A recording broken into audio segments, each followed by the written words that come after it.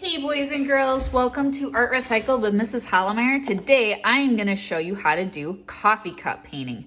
Now I know you're probably thinking, what on earth is coffee cup painting?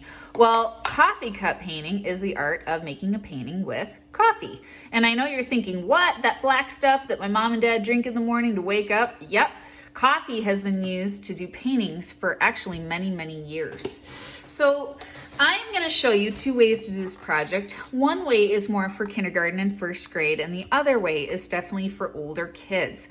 All you need is some coffee from your mom and dad's morning coffee cup or the morning brew, and you're going to need probably a glass, or parents, if you're not comfortable with their kids using a glass, they could use little Tupperwares like this, or maybe even a party cup like this.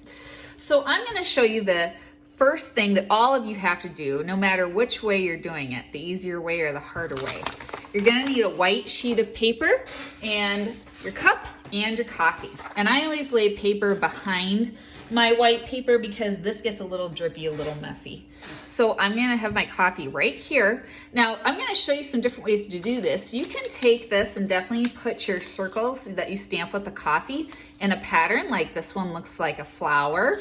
Or you could even take and maybe even do your coffee cup stamps in lines like this one.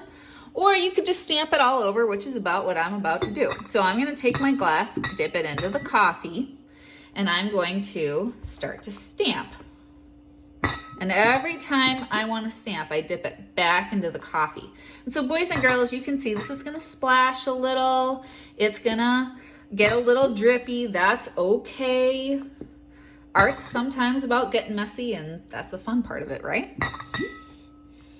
Now, kindergarten and first grade, you got to know when to stop too. So right now I have something that's a flower shape, and I kind of like that, but I'm going to do maybe one more on each one.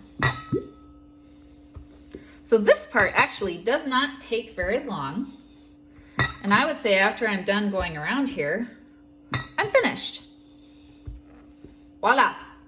So now I'm gonna remove my coffee, remove my wet painting here, and I'm gonna move this somewhere so that it can dry.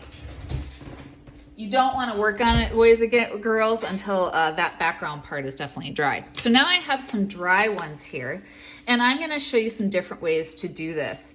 If you have a younger student, the best way I think for them to do this is just to take a crayon and to color in the spaces between the coffee cups, so the shapes that are made. So kindergarten, what I'm talking about is like this shape here, I would color in with a certain color maybe, right?